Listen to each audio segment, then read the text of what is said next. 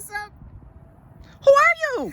I'm Laveda Gray. Thanks for having me, Dr. Strong. I have been an educator for almost 20 years in the classroom and outside the classroom as a teacher, coach, and principal, and now I'm a director of professional learning for math and science and support school districts with their professional learning plans. You can tell the truth. You're the whole reason my children haven't failed math. As if it's not the written word. I get that a lot. I get that a lot. Doing it. So, with that being said, almost the perfect segue. It's almost like I wrote that down.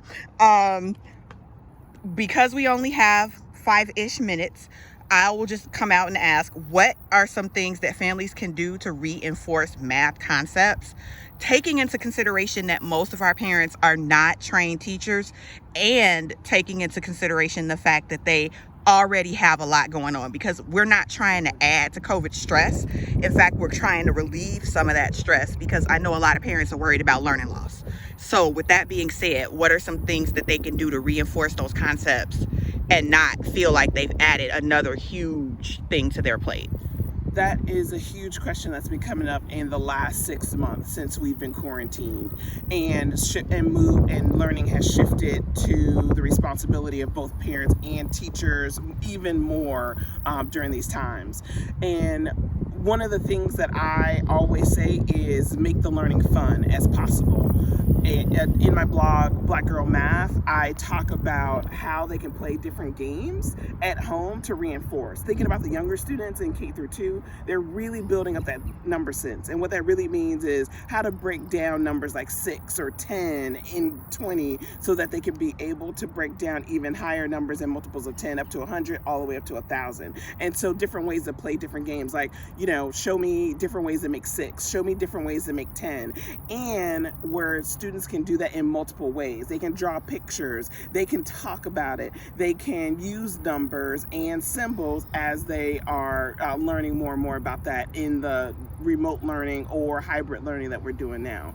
But make it as fun as possible. Games like War, so use the materials at home that you already have so that, again, you're not stressing yourself out. You might have dice at home, you might have playing cards. Those are all different ways that you can take 2 cards, lay it down just like you used to do single cards for War. You can do that with younger kids, but as they get higher, have them add the 2 cards together. As you get into upper grades, have them multiply those 2 numbers or the 2 cards.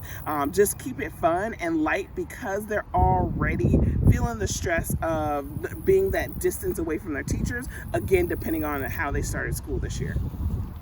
One of the things that I've been doing, again, nowhere near math expert, is I've been taking Ever outside and even just not necessarily playing games, but it seems for us to just kind of write the equations on the ground as opposed to in a classroom setting. It doesn't feel as much like work, simply because now she's getting to use sidewalk chalk.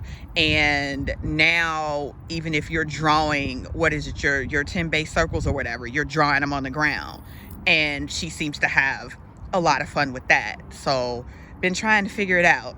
Absolutely. And that is, again, continue to make it fun and also make it different. And then they also get to go outside. Some of the videos we posted on our website, mathsolutions.com, we posted videos of children taking scavenger hunts or mathinger hunts, and so talking about different ways to look for shapes in the real world.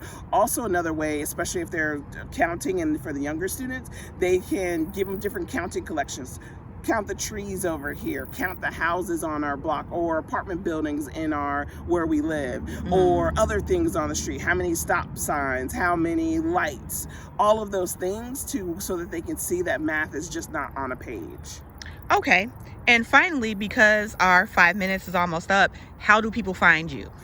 They can find me in multiple ways. On Twitter, LA Macgirl, LAMACGIRL, and also check out my blog where I give other more experiences around Black students and other students of color in all of my experiences on blackgirlmath.com. Thank you for showing up outside today. Thanks so much, Dr. Strong.